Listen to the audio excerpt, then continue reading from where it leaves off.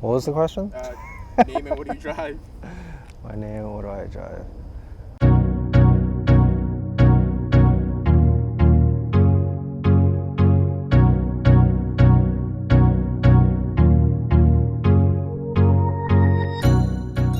My name is Philo Lee, and you might remember me from Gears and Gasoline about a year ago. I drive a 2015 Mark 7 GTI. So the mods I have on my car so far are 5% tints on the back, 20% on the front. Shit, is it? I don't remember. It's either 30 or 20. All right, so some of the mods I've done to my car. There's quite a few, so I'll try to name the ones that come to my head. I have the Golf R turbo, which is IS38 turbo. I have an LSD, it's the wave track, Unitronic intercooler, a big brake kit, and a tune. Oh, I also have some stickers on the back that adds a few horsepower. Probably like 10, 20, 10 horsepower. I think that's about right. So my future plans for the car, the more immediate future for me, I suppose, is to get a Boss 600 kit. It should be pushing around 600 horsepower or so. I'm debating whether to build the engine or not with that kit, but I probably should just for longevity because I plan to keep the car forever. And also in the very long run when like there's no more Mark 7s or there's like a Mark 10, Mark 11 or whatever, I plan to do an all-wheel drive swap. I know it's more financially responsible just to get a Golf R, but this will be more fun and hopefully I'll have another car by then. What I like about my car is that it's stupid practical. I'm a cellist by trade, and if you don't know what a cello is, it's like a big violin, or if you don't know what a violin is, it's like a small cello. But yeah, I play like this. But yeah, I was able to fit a bass, a upright bass, a cello, a violin, and 3 people in my car. Of course, the bass was all the way up to the front with one of the seats down, but I managed to fit in all that. It's kind of crazy how much you can fit. The other things I like about my car, it's super comfortable. I've done that road trip last year. For Gears and Gasoline, I'd said it was about 6,000 miles, but it's actually it was almost exactly 10,000 miles from New Jersey to California and back. Of course, I went south, then west, and north, and east.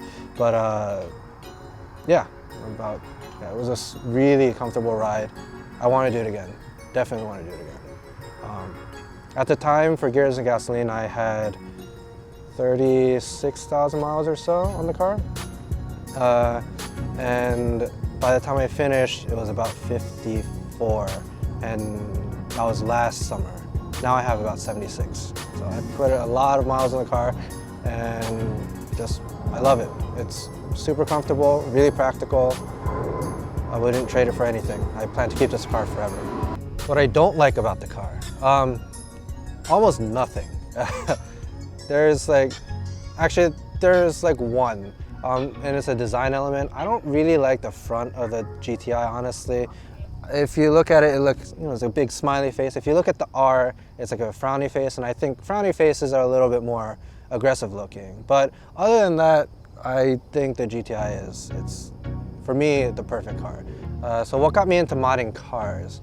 Honestly, I don't know. I just remember the first car I actually bought was a Kia Optima, and I just always wanted more from it. Of course, being an underpowered car, you're gonna want some more from it.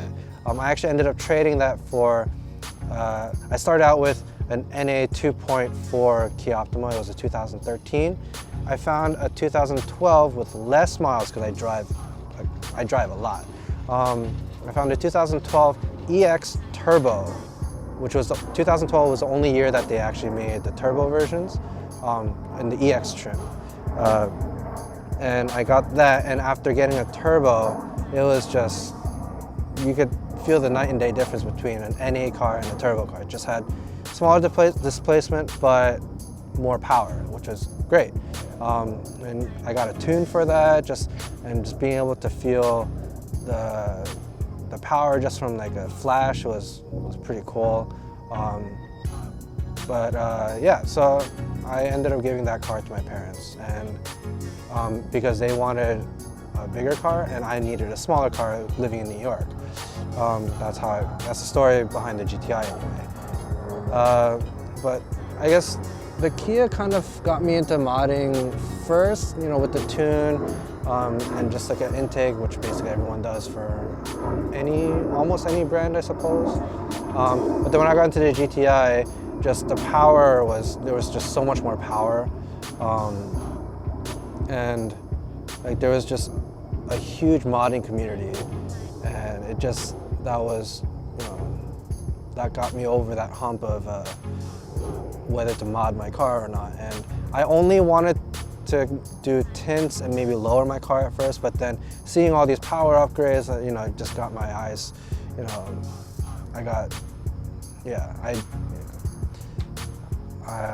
seeing all these upgrades, I really wanted them for myself as well, and to experience how like high horsepower. Of course, this car isn't super high horsepower, but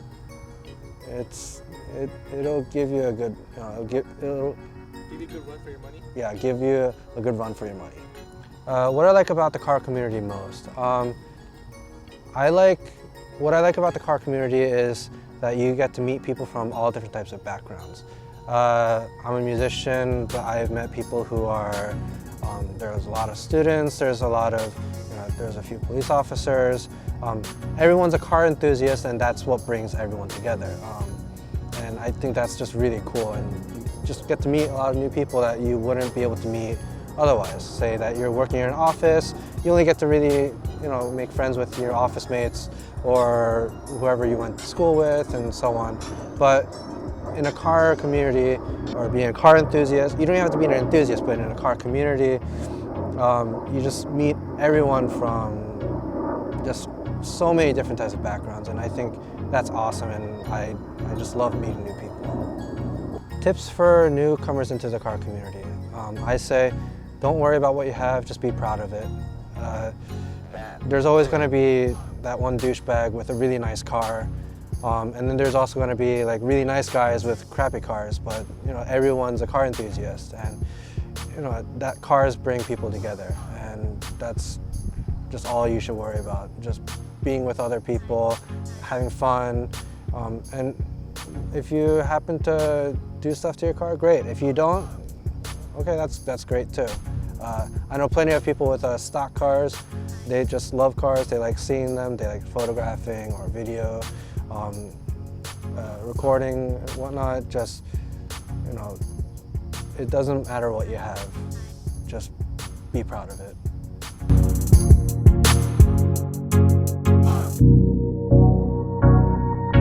So some of the mods I've done to my car. There's a lot to list, but some of the bigger, major ones I've done are the IS38 Turbo, big brake kit. I got some LSD. I got some LSD.